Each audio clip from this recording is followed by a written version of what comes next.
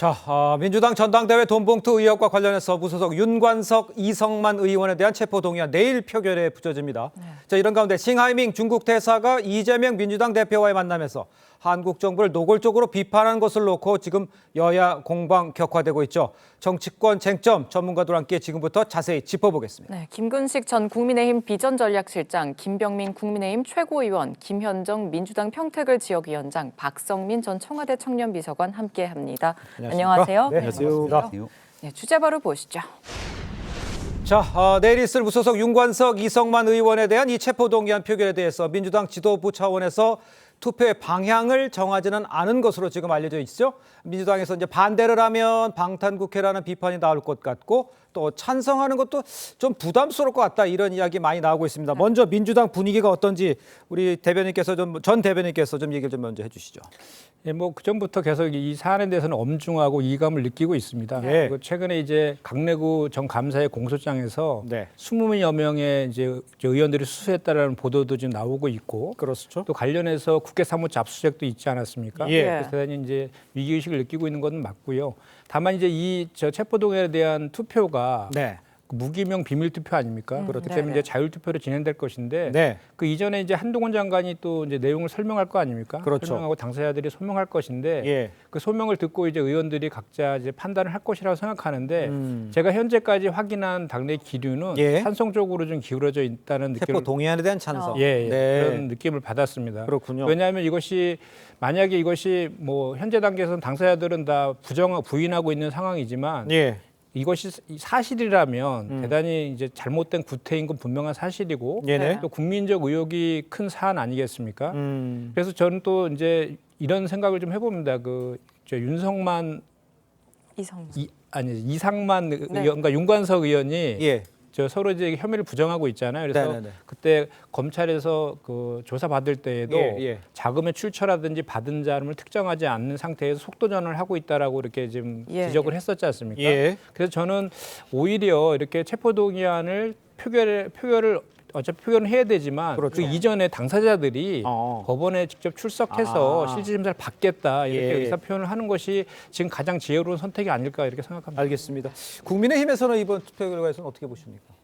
아무래도 민주당 입장에서 만약에 부결하게 되면 지난날 이재명 대표 건에 이어서 또다시 방탄정당으로 귀결될 수 있는 만큼 상당히 네네. 부담이 될 겁니다. 근데 그럼에도 불구하고 이 체포동의안이 부결될 가능성이 저는 높다고 생각하는데요. 네. 그래요? 이른바 윤관석 의원의 체포동의안이 가결돼서 전격 구속이 되게 된다면 예. 그럼 그때부터 수사는 속도를 낼 것 아닙니까? 아. 윤관석 의원이 누굽니까? 돈봉투를 전달했다고 의혹을 받고 있는 의원인데 윤관석 의원이 만약 구속되고 나서 수사의 속도를 내고 여기에 어떤 입장이 나오는지 여부에 따라서 예. 지금은 밝혀지지 않았지만 누군가는 돈봉투를 받은 것으로 추정되는 여러 의원들이 지금 표결을 하게 되는 겁니다. 그렇죠. 거기에 대한 이해관계를 본인 스스로 생각하게 된다면 윤관석 의원과 이성만 의원에 대해서 방탄으로 막아세우는 게 도움이 되지 않겠는가 판단할지 모르겠거든요. 예. 내일 결과를 봐야겠습니다만 예. 무기명 투표이기 때문에 아주 만약 부결이 되게 된다면 민주당의 도덕성에 정말 치명적인 상처를 안길 수밖에 없는 그런 상황이 아닌가 생각합니다. 그렇군요. 지금 김 전 대변인께서 잠깐 언급을 해주셨는데 예. 내일 표결 전에 체포동의안이 통과 필요성을 설명하는 과정에서 한동훈 법무부 장관의 설명을 듣게 됩니다. 그렇습니다.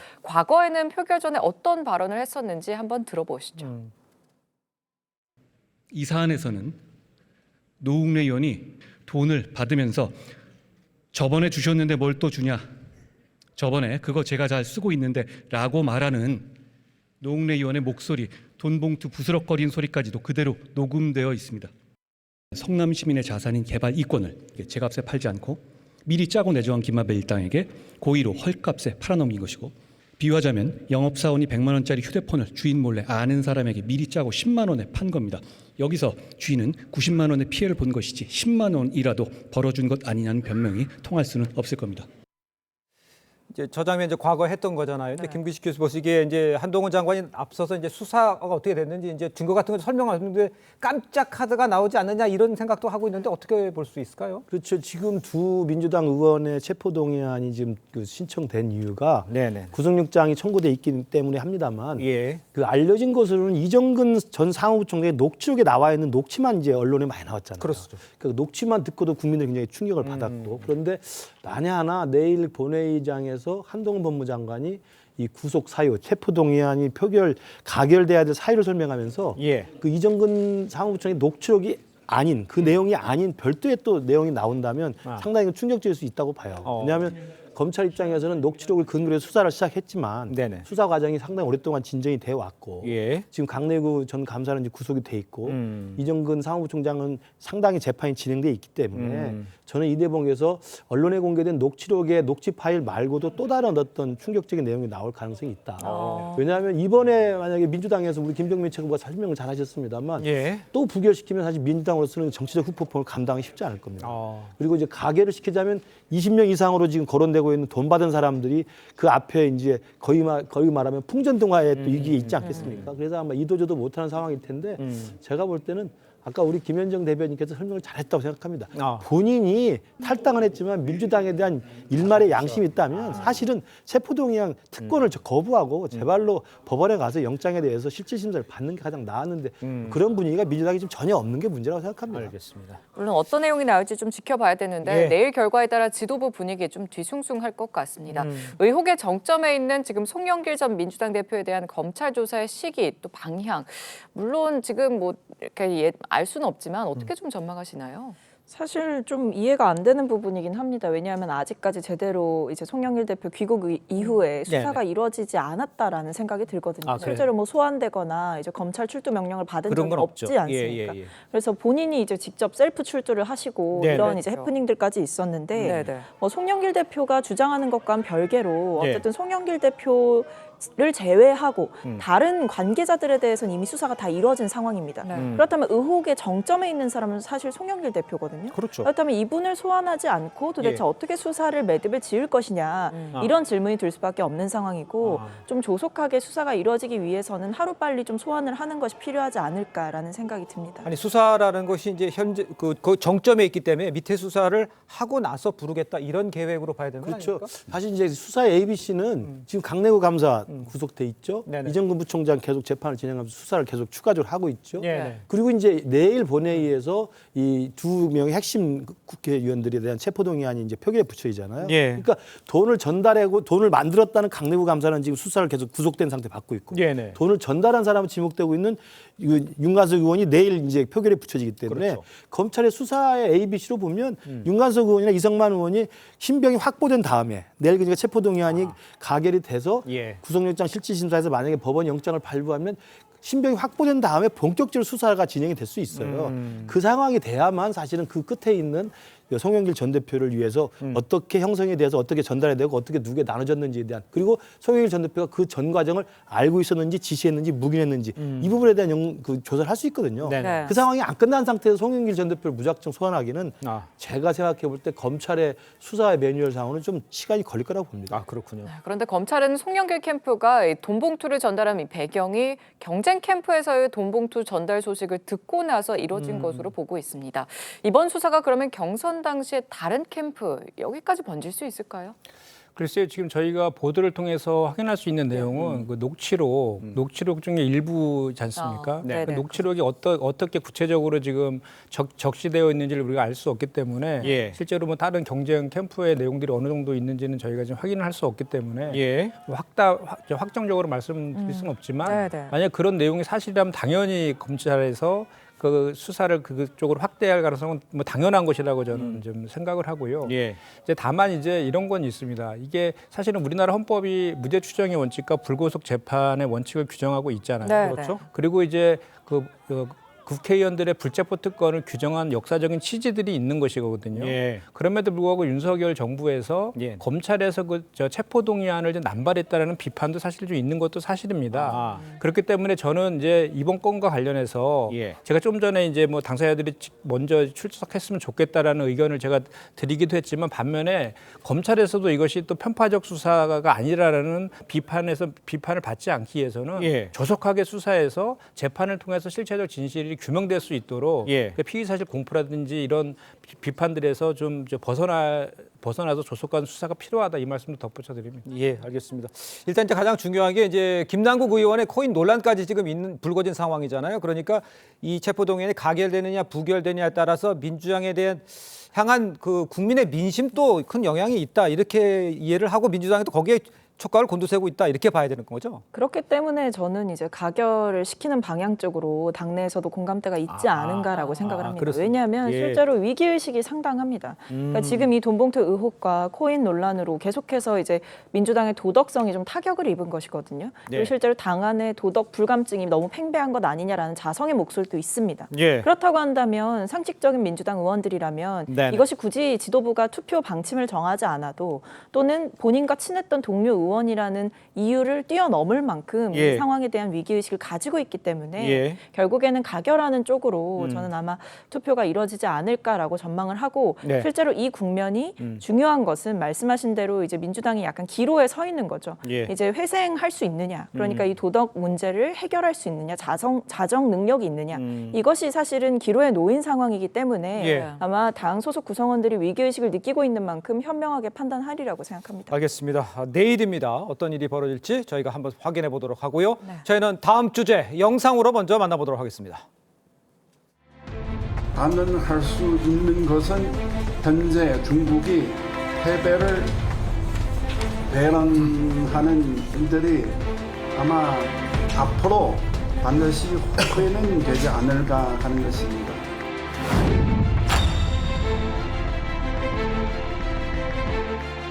대한민국이 하나의 중국이라는 원칙을 적극적으로 지지하고 현재 그 중한 양국 민심 아까도 우리 대표께서도 말씀하시는데 문제가 생겼습니다.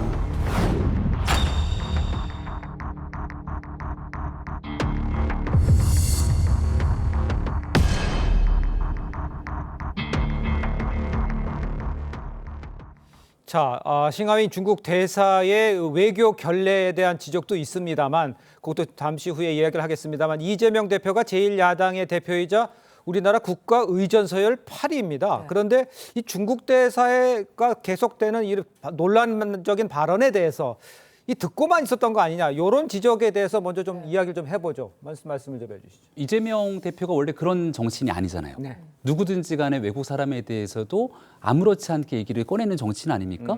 근데 중국의 대사가 대한민국 이 정부를 향해서 사실상 막말을 쏟아내고 있는 과정에서 네. 그냥 가만히 듣고만 있었다.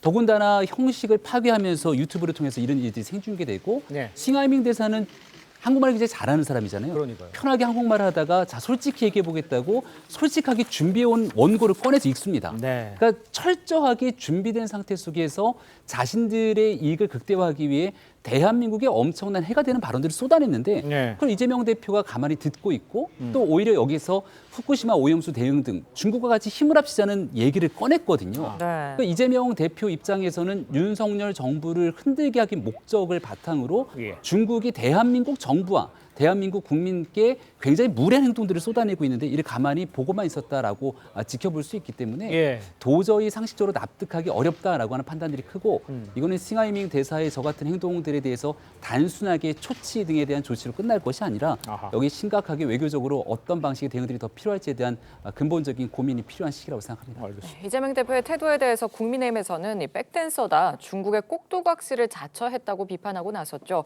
그런데 이재명 대표 국익을 강조했습니다. 들어보시죠.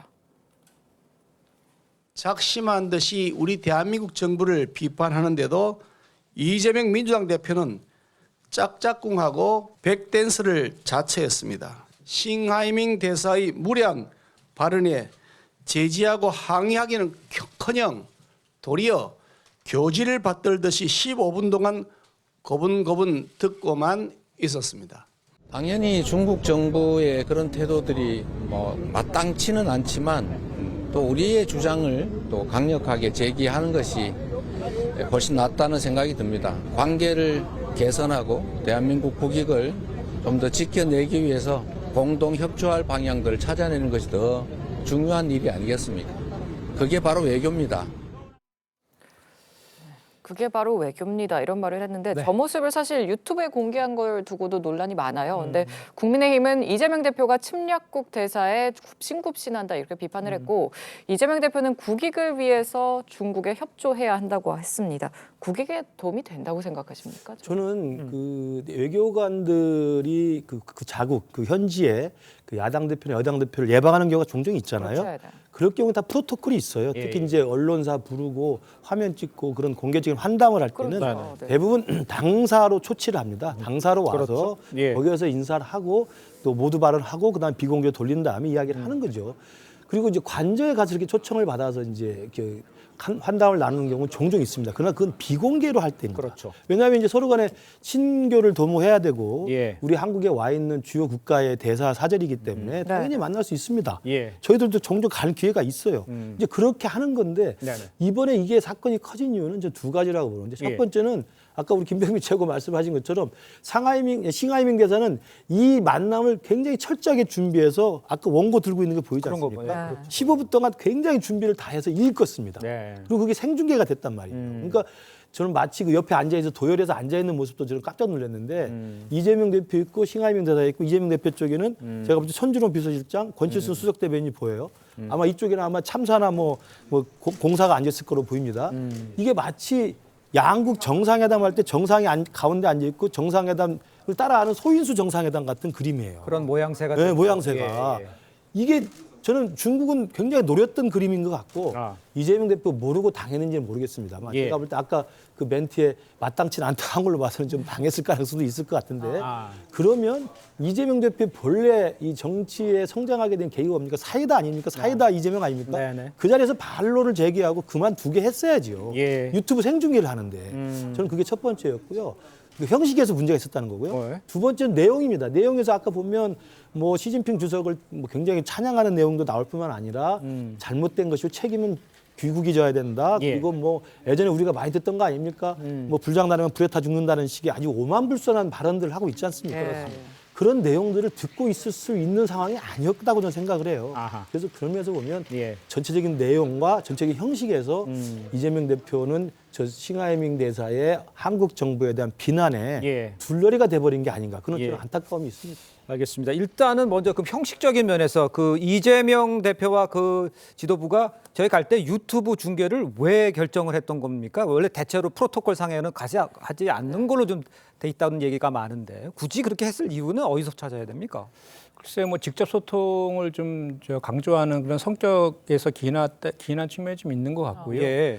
이제 계속해서 뭐 이재명 대표가 듣고만 있었다라고 이렇게 얘기를 하시는데 네네. 그렇지는 않고요. 이재명 네. 대표도 우리 중국에 대한 단체 그 관광이라든지 이런 거를 규제하고 있잖아요. 그걸 네. 풀어달라라든지 뭐 저기 후쿠시마 오염수 방류에 대해서 공동 대응해야 된다든지 또 경제 안보와 관련된 많은 제안들과 의견들을 또 나눴거든요. 예. 그래서 일방적으로 듣기만 했다는 거는 사실이 아닌 것 같고요. 예. 저는 오히려 그 야당에서 지금 경색된 한중 관계를 풀어주기 위한 야당의 역할을 했다라고 보는데요. 그 여당에서 오히려 이런 비판보다는 김기현 대표가 네. 그 중국 대사의 그 면담을 거절했다고 하지 않습니까? 오히려 지금 그 경색된 한중 관계를 풀기 위해서는 그 여당의 대표가 중국의 대사를 만나서 중국을 좀 다독일 필요가 있었지 않느냐라는 아쉬움이 있습니다. 왜냐하면 우리 대한민국은 다들 아시겠지만 수출 의존국이고 우리가 윤석열 정부 들어서 가치 외교, 진영 외교를 표방하면서 중국과의 관계가 대단히 악화되어 있지 않습니까? 네. 예. 그래서 가장 그 최대의 무역 흑자국이었던 그 중국이 적자로 지금 돌아서 있고 예. 그 OECD에서도 그 세계 경제 성장률은 2.1에서 2.2로 상향해서 잡고 있는데 한국만 유독 1.6에서 1.5로 하향해서 잡고 있는 이런 상황이거든요. 예. 무역 적자도 15개월째 지금 계속되고 있고 수출도 지금 저조하게 지금 줄어들고 있는 그런 추세가 계속 지속되고 있는데 네네. 그렇기 때문에 한국 기업과 국민들을 위해서는 중국, 러시아의 관계를 풀어야 되는 숙제들이 있는 거예요. 네네. 반면에 우리한테 가치 외교를 그렇게 강요했던 미국 같은 경우에는 중국과 지금 국무장관의 회담도 지금 예정되어 있고 또 바이든 대통령도 중국과의 해변기가 도래했다라는 표현도 하고 있고 경제적인 교역도 확대하고 있지 않습니까? 그래서 우리 한국 정부도 이제는 우리 대한민국의 국익을 위해서 실용외교로 다시 돌아가서 네네. 중국과의 관계도 개선하는 그런 역할로 저는 돌아가야 된다. 이것이 국익을 위한 것이다. 이것을 우리 이재명 대표가 강조하고 있다. 저는 이렇게 생각합니다. 예. 그 내용을 자칫 잘못 듣게 되면 이 한중 관계가 경색되고 대한민국이 대중 관계에서 교역에 어려움을 겪고 있는 게 대한민국 탓인 것처럼 들릴 수가 있습니다. 이게 굉장히 위험한 발언인 게요. 이 싱하이밍 대사가 이재명 대표를 만났을 때 한중 관계가 악화된 책임이 중국에게 있지 않다. 결국은 대한민국에게 책임이 있다는 그런 망언을 이 중국에 있는 대사가 대한민국 제2야당 대표령에 쏟아낸 겁니다.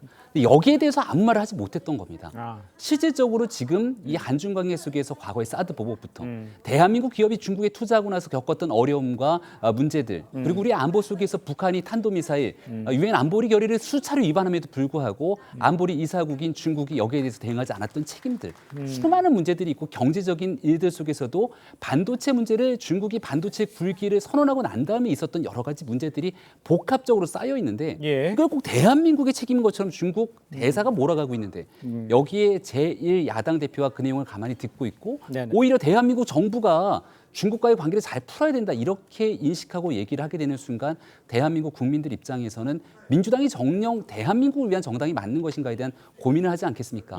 최소한도 외교에 있어서의 국격을 생각하게 된다면 이런 문제만큼은 정부와 함께 이 중국과의 관계를 풀어내기 위한 노력이 이재명 대표에게 요구된다고 다시금 말씀드리겠습니다. 지금 분명한 것은 지금 중국과의 관계가 경색된 것은 최근에 그 인태 전략에서 대중국 봉쇄 전략이 인태 전략에 대한민국이 같이 이제 그 미국에 그 편승하면서 그렇게 시작된 것은 분명한 사실이거든요. 그리고 하나의 중국 원칙. 우리나라는 지금 중국과는 국교를 맺고 있지만 대만과는 그 국교를 맺고 있지 않지 않습니까? 그것이 바로 하나의 중국 원칙을 인정했기 때문에 온 것인데 최근에 또 그 힘에 의한 현상변곡은 반대한다는 식의 발언을 또 윤석열 대통령이 하고 그래서 이런 거에 측면에서 지금 한중관계 경색된 거는 사실이죠. 그러니까 지금 김병민 최고위원께서 말씀하신 것처럼 과거에 있었던 중국과 한국 간의 그런 문제들 중에 중국에서 잘못한 문제들 분명히 있죠. 그렇지만 최근에 한중 관계 경색되고 있고 그것으로 인해서 한국의 수출에 타격을 입고 있고 경제적인 보복이라든지 한한령이나 이런 위기감이 지금 있는 거 분명한 사실이거든요. 그것을 최근에 있어서의 원인 제공은 분명히 한국 정부 한 측면에 있다. 그럼 대변인 이렇게 여쭤볼게요. 지금 싱하이밍 그 대사가 얘기한 것처럼 한중 관계의 어려운 문제는 중국 책임이 아니다. 이 말에 대해서는 동의하십니까? 그러니까 그 표현에 대해서는 저도 그 발언이나 표현이나 태도에 대해서는 적합하지 않다라고 저도 생각을 합니다. 다만 이제 이런 것 같아요. 이게 중국 대사의 의도는 이번에 이제 야당 대표 아닙니까? 정부 여당이 아니잖아요. 정부 여당과는 지금 다 대화가 잘 안 되고 있고 만남도 잘 성사되지 않고 있지 않습니까? 그러니까 야당 대표를 만나는 과정에서 우리 정부한테 하고 싶은 얘기를 한 것 같은데 저는 오히려 이런 그 중국 대사의 의도 속에는 한국 정부와 대화를 통해서 좀 한중 관계를 좀 풀어나가자라는 의도도 좀 깔려 있다고 보거든요. 그렇기 때문에 지금 그 뭐 여당에서 너무 이거를 이안 스카이라든지 삼전도의 굴욕이라든지 이렇게 비난 일색으로 할 것이 아니라 오히려 그 중국과의 관계 개복을 좀 개선하는 그런 계기를 좀 삼았으면 좋겠다 이 생각입니다. 저는 지금 그 한중 관계가 아직 그 윤석열 정부 들어와가지고 공식적으로 시작을 못했어요. 그러니까 정부가 바뀐 다음에 앞선 정부의 외교안보 정책을 지금 리세팅을 하고 있잖아요. 그러면서 윤석열 정부 지난 1년 동안은 그동안 한미 동맹이 굉장히 좀 불안했기 때문에 한미 동맹을 복원해서 좀 업그레이드 시키는 과정, 그리고 문재인 정부 5년 동안 한일 관계가 거의 파타지경이었기 때문에 한일 관계를 정상화시키는 과정에 힘을 쏟았습니다. 우선순위는 거기에 둔 건 맞아요. 그러니까 한미 동맹의 복원, 한일 관계 정상화. 여기 1년 동안 힘을 쏟아서 이번에 다 정리가 됐잖아요. 제가 알기로 우리 박진 외교부 장관도 그렇고 대통령실도 그래서 이 다음은 중국과의 관계 회복, 관계 정상화를 준비하고 있는 걸로 알고 있습니다. 당연히 그렇게 갑니다. 그래서 한중 관계는 어떻게든 간에 지금까지 되어 있는 전략적 협력 동반자 관계라는 것을 다시 정상화시키고 물밑에서 이걸 조율하고 있는 것으로 알아요. 우리 김현정 대변인께서 말씀하신 그 방향으로 준비하고 있습니다. 우리 정부가. 왜냐하면 한미 동맹, 한일 관계 정상화시켰기 때문에 당연히 한중 관계로 가야 되는데 그 시점에 중국 대사가 아시지만 중국 대사는 중국 외교부의 국장급이라고 하지 않습니까? 그렇습니다. 그분이 덩치도 큰 분인데 다리 쩍 벌리고 앉아가지고 거의 뭐 양국 정상회담 무슨 소인수 회담하듯이 양쪽에 도열시켜놓고 15분 동안 종이를 꺼내서 읽어봤다고 생각하십시오. 그런 장소를 가지 않았어야 된다는 거예요. 지금 말씀하신 것처럼 야당이 국익을 위해서 한중관계 중요하다는 이야기 할 수 있죠. 그걸 외교부가 귀담아 듣고 대통령이 귀담아 들을 수 있죠. 그러나 저런 식의 프로토콜과 TPO라 있다고 하지 않았습니까? 시간이 있고 장소가 있고 오케이전이 있는 건데 거기에 적합하지 않았다는 거예요. 알겠습니다. 표현이 내용은 이해를 하는데 문제의식을 가질 수 있는데 어떻게 이런 표현을 좀 과했다 이렇게 좀 제가 말씀을 좀 쏟아해서 한중관계 지금 풀려고 준비하고 있습니다. 준비하고 있다. 이렇게 이해를 좀 하겠습니다. 일단 싱하이밍 주한 중국 대사가 이재명 민주당 대표와 만난 자리에서 우리 정부의 안보 외교 정책에 대해서 좀 훈시하는 듯한 발언을 한 것이 좀 논란의 원인인데요. 싱하이밍 중국 대사의 발언 직접 들어보시죠. 현재 중한 관계가 많은 어려움을 부딪혔습니다. 솔직히 그 책임은 중국에 있지 않습니다.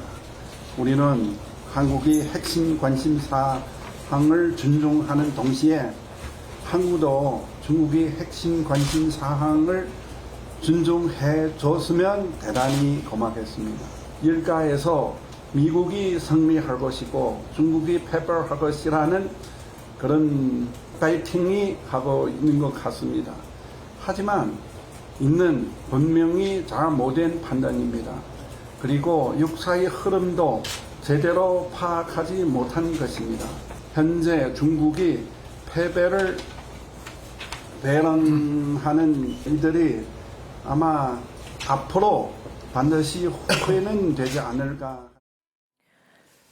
네, 또 외교부는 싱하이밍 중국 대사를 초치해서 내정 간섭에 해당할 수 있다고 엄중 경고를 했습니다. 네. 방금 들어온 소식인데요. 중국 외교부도 어제 주중 한국 대사를 불러서 이 한국 측의 대응에 심각한 우려와 불만을 좀 표시한 것으로 전해지는데요.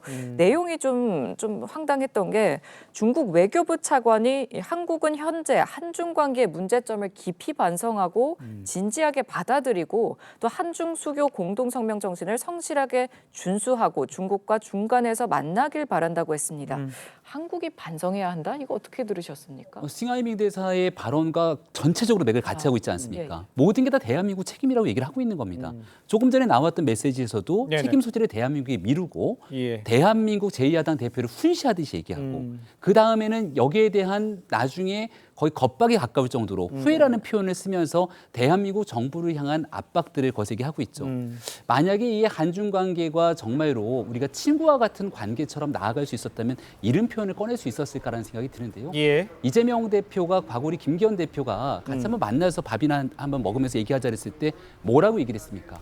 밥이랑 술은 친구랑 먹는 거라고 얘기하지 않았습니까? 근데 지금 싱하이밍 대사랑 밥 먹고 같이 만나는 자리에서 이런 얘기를 듣고 왔다면 싱하이밍 대사가 우리 대한민국을 대상으로 할 수 있는 친구와 같은 발언이라고 도저히 여길 수 없는 것 아니겠습니까? 왜 이와 같은 지경에까지 이르게 됐는지에 대해서 다시금 진지하게 고민하게 된다면 이재명 대표가 하고 싶었던 수많은 외교적인 고민과 걱정이 있다면 이건 대한민국 여당 그리고 더 나아가서 정부와 함께 해야 될 얘기를 이 싱하이밍 대사를 만난 공개적인 발언에서 적나라하게 꺼내면서 이 모든 문제를 꼬이게 만들었다고 생각합니다. 이게 뭐 정파적인 해석을 떠나서 일단 지금 상황에서 보면 아까 김재하 앵커도 지적을 했습니다만 우리가 초치하니까 저쪽도 초치하고 이런 상황이 지금 벌어졌어요. 김현정 대변인 얘기한 것처럼 관계 개선은 해야 되는 게 맞고요. 지금 준비하고 있다라고 말씀해 주셨어요. 그러면 이런 상황에서 이미 스텝은 좀 꼬여버린 듯한 느낌인데 박성민 비서관께서는 이건 뭐 어떻게 풀어야 된다고 보십니까? 이런 상황에? 저는 일단 본질적으로는 지금 이 모든 사태의 원인에는 어쨌든 윤석열 정부의 외교 노선의 한계가 여실히 드러난 사안이다라고 그렇게 봅니다. 보시는 겁니까? 네, 물론 저도 이 싱하이밍 대사의 태도라든지 굉장히 고압적인 발언이나 내정 간섭으로 읽힐 수 있는 발언들을 한 건 문제라고 생각합니다. 하지만 그럼에도 불구하고 외교는 또 어느 정도 현실이 아니겠습니까? 직시해야 하는 것은 윤석열 정부가 들어서고 나서 한미일 관계를 강화하는 데는 굉장한 노력을 쏟았고 실제로 미국의 의도대로 일본과의 관계 개선은 어느 정도 하거나 또는 일본에게 굳이 우리가 그렇게까지 저자세로 나아갈 이유가 없는데도 불구하고 제3자 변제안을 채택하는 등 이런 식으로 굉장히 속도를 내면서 한미일 이 삼각 공조관계를 강화시켰단 말이에요. 그렇다고 한다면 예상됐던 부작용이 있었다는 거죠. 중국과 러시아를 불필요하게 자극했을 뿐만 아니라 그렇다면 그들과의 관계를 어떻게 관계를 개선할 것이냐 또는 위기 관리를 어떻게 할 것이냐 이 부분이 저는 병행이 됐었어야 된다고 봅니다. 그런데 그 부분에 있어서 사실 뭐 김근식 교수님께서는 준비하고 있다라고 말씀을 하셨지만 그 누구도 중국과 러시아와의 관계를 외교부가 어떻게 처리를 해나갈 건지에 대해서는 볼 수가 없었습니다. 실제로 이것은 한중 간의 고위급 대화가 언제 일어났는지를 보면 알 수가 있는데 박진 외교부 장관이 1월에 전화통화한 것 이후에는 없습니다. 그렇다고 한다면 우리가 이렇게 한미일 관계를 강화하는 만큼 따라오는 부작용과 실제로 중국과의 관계는 경제적인 측면에서 가치보다도 실용적으로 굉장히 타격이 큰 상황이거든요. 단체 관광객 비자도 제외가 됐고 뷰티나 면세 업계에서는 연쇄 실질적으로 코로나가 풀렸음에도 불구하고 네네. 전혀 회복이 되지 않고 있다. 이런 전망들이 나오고 있단 말입니다. 예. 그렇다고 한다면 대한민국의 국익을 위해서라면 중국을 불필요하게 자극할 필요도 없을 뿐만 아니라 예. 경제적인 면에서 협력하고 이런 부분이 분명히 필요한데 여기에 대해서 노력이 전혀 보이지 않았다라는 점에서 이 싱하이밍 대사의 발언에 어느 정도 태도의 문제는 있지만 네네. 싱하이밍 대사가 한 발언 중에 미국은 어느 정도 실리적인 부분을 다 챙겨가고 있다. 예. 이런 이야기는 사실 정부가 좀 귀담아 들어야 하는 부분이 아닌가라고 생각합니다. 그 내용에 이제 전적으로 동의를 하고 그렇게 적극적으로 중국과의 전략적인 관계도 만들어 가야 되죠. 그런데 이 문제가 불거진 이유가 굳이 프로토콜 그 알려진 프로토콜과 달리 처신을 해서 공개를 하고 유튜브에 공개를 하면서 벌어진 문제가 그렇죠. 아니야. 이런 지적은 있을 것 그러니까 같아요. 지금 누차 말씀드리지만 이 야당 측에서 제기하는 한중 관계가 중요하다. 특히 우리 중국에 진출한 기업들의 경제적인 이익 문제 이 중요하다. 예. 그걸 귀담아 들을 수 있다고 생각합니다. 그리고 제가 말씀드린 것처럼 지금 외교부나 대통령실은 그걸 준비하고 있는 것으로 제가 알고 있어요. 예. 그러니까 그것을 야당 입장에서 조금 더 신중하게 한중 관계를 접근해라. 네네네. 한미에 너무 편향되지 마라. 이런 식의 문제 얘기를 할 수 있어요. 예. 내일 붙어 있는 본회의 대정부 질문에 그런 질문 하지 않겠습니까? 그걸 하는 야당의 역할하고 그런데 야당의 대표가 그것도 제1당의 야당 대표가 관저에 가서 우리가 알기로는 그냥 그 관저에서 편하게 친교를 도모하는 만찬 자리입니다.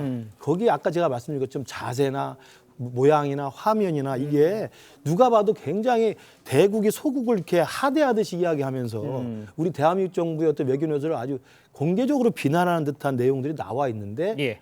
제1야당의 대표가 옆에 있고 거기에 대표 비서실장 그다음에 수석 대변인이 앉아서 받아 적는 모습이 계속 보이잖아요. 네네. 이게 국민들이 거기에 대해서 누가 박수를 치고 좋아하겠습니까?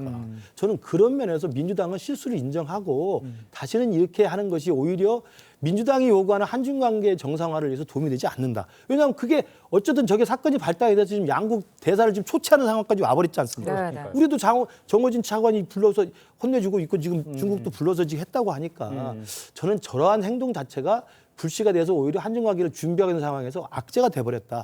저는 그 부분이 좀 안타깝다는 말씀 드리는 거예요. 예. 그런데 제가 아까 이제 말씀드렸는데, 그러니까 정부 당국을 만났으면 지금 말씀하신 그 뭐 외교적인 프로토콜이나 이런 얘기들이 100%다 이렇게 얘기가 돼요. 네. 근데 지금 야당 대표 아니지 않습니까? 야당 대표지 않습니까? 그렇죠. 어떤 결정권하는 다 정부에 있는 거잖아요. 예. 외교와 관련된 결정권은. 예, 그렇기 예. 때문에 제가 아까 누누이 말씀드렸지만 야당 대표를 만난 자리에서 정부한테 하고 싶은 얘기를 한 것인데 그 태도나 발언에 있어서 일정 부분 문제는 있지만 그럼에도 불구하고 본질적인 문제를 우리가 이참에 짚어야 됐는데 중국 대사를 초치하니까 중국도 당연히 감정적으로 이제 한국 대사를 초치하는 이런 일이 지금 벌어지고 상황이 더 꼬여버린 그런 측면이 있었다는 말씀을 드린 거고 예. 그리고 굴종적인 또 태도나 이런 얘기를 자꾸 하시는데 그렇게 따지면 윤석열 대통령께서 한일 정상회담 가셔가지고 후쿠시마 오염수 방류에 대해서 그 스가 전 총리라든지 얘기하고 뭐 후쿠시마 수산물 수입 재개 이런 거 얘기하셨을 때 그거에 대해서 반박하지 않으시고 다 들으셨잖아요. 그리고 한국민을 설득하겠다 이렇게 말씀하신 것도 있고 네. 독도는 일본 땅이라고 일본에서 주장했을 때 일본 대사 초치했었잖아요.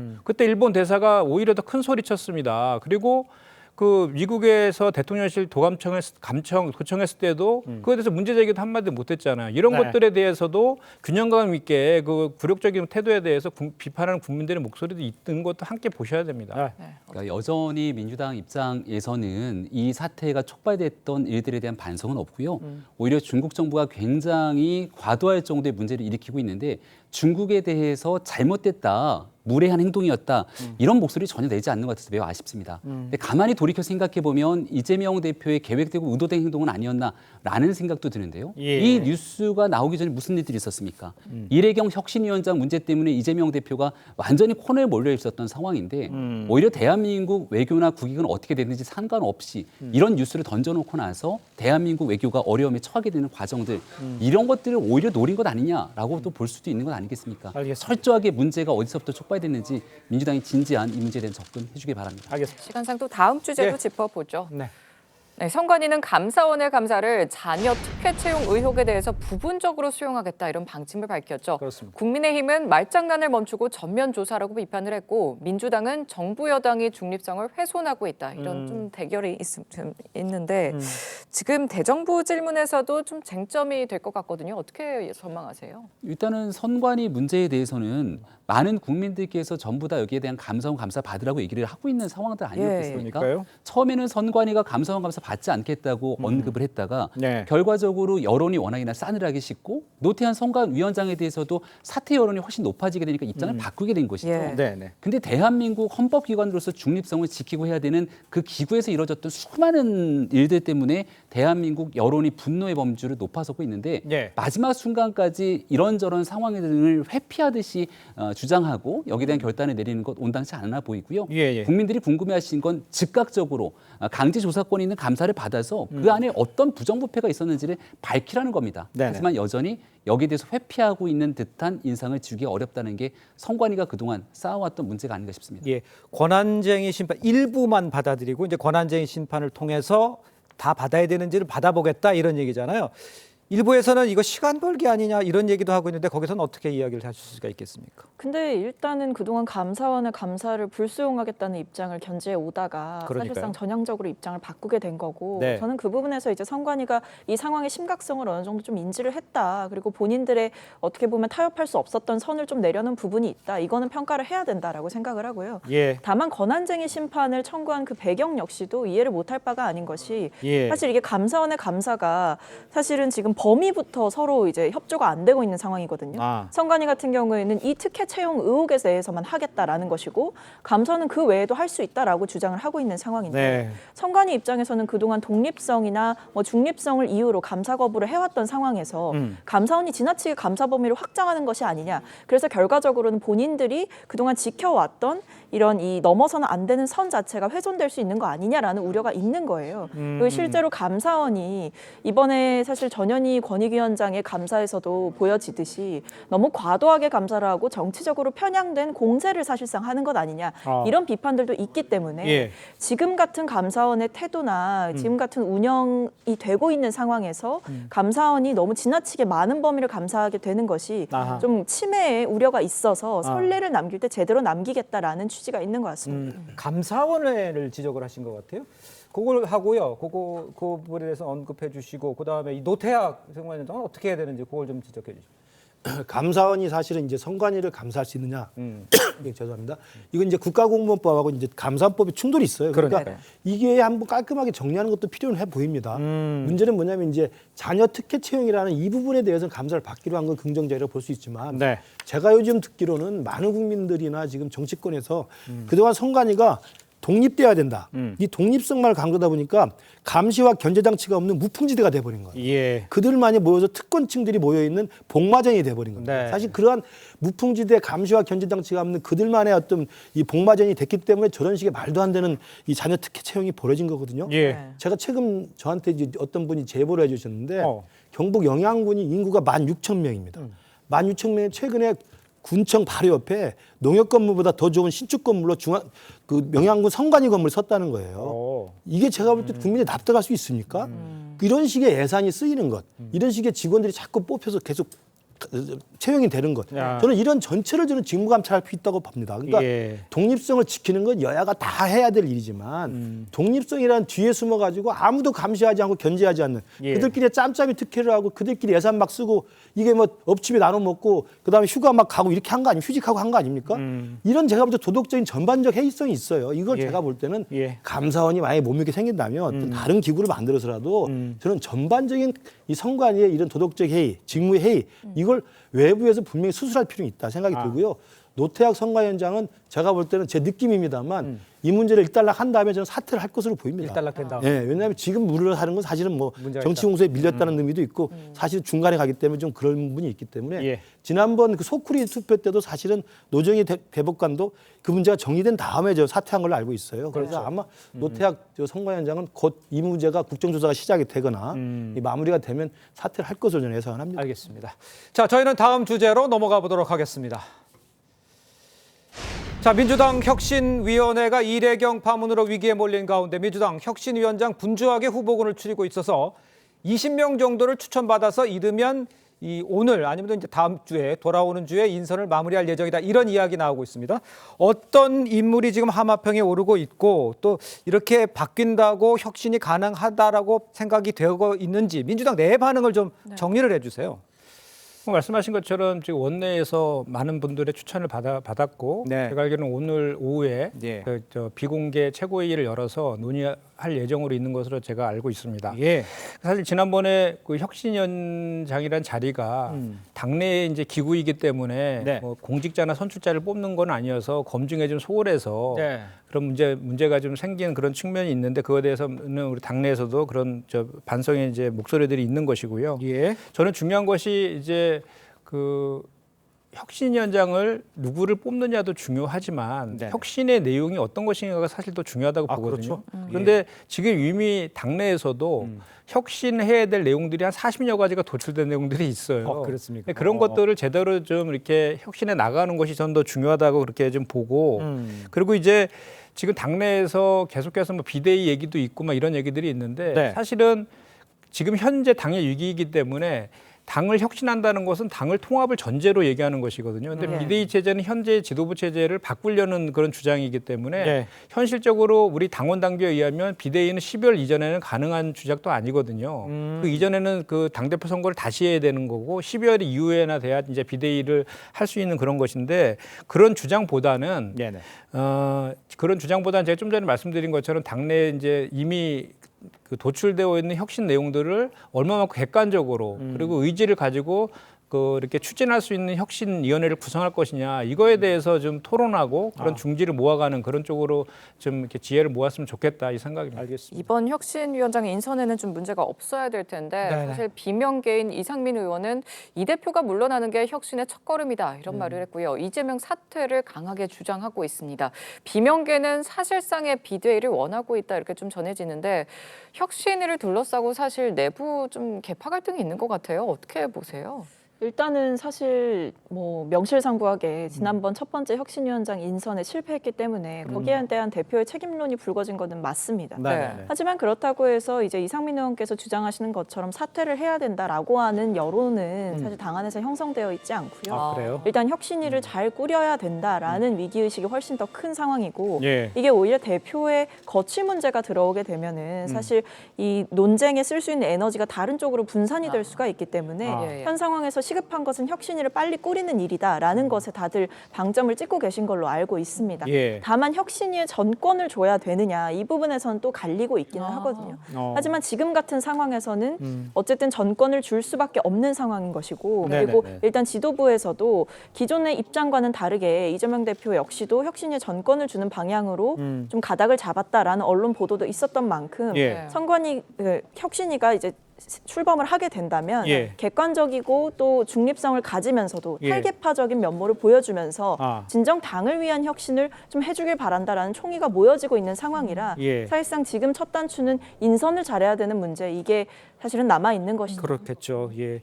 자, 근데 그 교수님 이게 뭐 상대당의 입장이긴 합니다만 혁신위가 과연 이재명 지도부를 뛰어넘어서 혁신할 수 있느냐, 이게 좀 관건이지 않겠습니까? 그렇죠. 그게 어느 밖에서 볼 때는 어떻게 볼 수가 있어요? 근데 이번에 그 이내경 혁신위원장 그 철회 사태를 보면 예.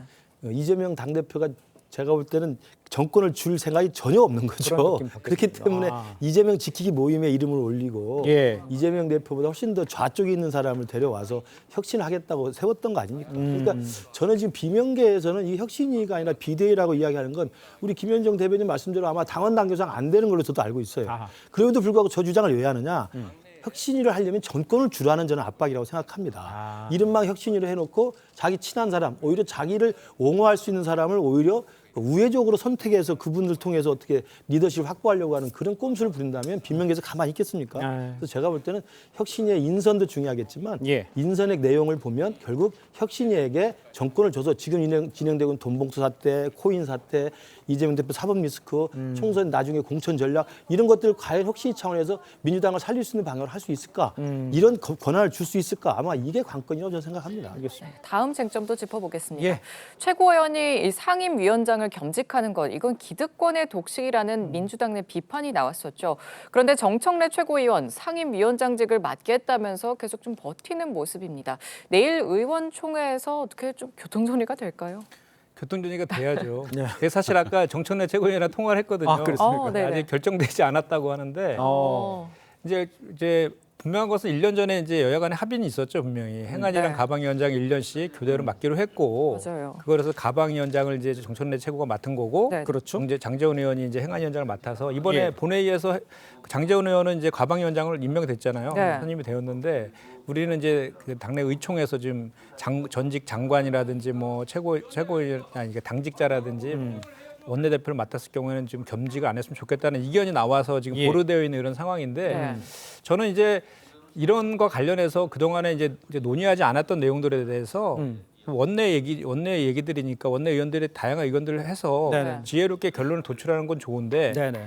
이 문제에 대해서 이재명 대표까지 또 끌어들여서 이렇게 하는 것은 좀 지양했으면 좋겠어요. 그러니까 뭐 다들 그 주장하는 데에서는 다 나름대로의 다 저기 뭐 관점들이 있는 거잖아요. 근데 그런 거 상호 존중하면서 결론을 내가면 좋은 것 같고 최종적으로는 그런 다양한 의견들을 들어서 원내대표가 최종적으로 결정해야 되는 내용 아니겠습니까? 예. 상임위원장이기 때문에. 네. 그리고 이제 원내대표께서 그전에 했던 입장이나 또 기존에 해왔던 그 논리적인 흐름들이 있기 때문에 그런 걸 다 감안해서 예. 정했으면 좋겠다. 그 잠깐 여쭤보고 싶은 거는 민주당 내에서 다른 상임위원장이 되는 거잖아요. 그러니까 다른 당으로 넘어가는 게 아니고 민주당 내에서 다른 사람이 하는데 그거를 왜 정청래 의원은 안 하려고 하는 겁니까? 그러니까 제가 느끼는 뉘앙스는 예. 정청래 최고위원 개인에 대한 호불호의 문제가 아닌가 싶어요. 아. 이제 정청래 최고위원이 주장이 좀 강하잖아요. 예. 강하고 또 이제 그런 이제 뭐 당 지도부로서의 입장들을 좀 선명하게 내는 입장이다 보니까 네. 또 그거를 비판하는 입장에서 보면 또 약간 또 눈에 거슬리는 측면도 있기 때문에 알겠습니다. 그런 것도 좀 가미되어 있다라고 저는 느낌이 알겠습니다. 네. 자, 정치권 소식은 여기까지입니다. 네 분과 인사 나누겠습니다. 고맙습니다. 감사합니다. 감사합니다. 감사합니다.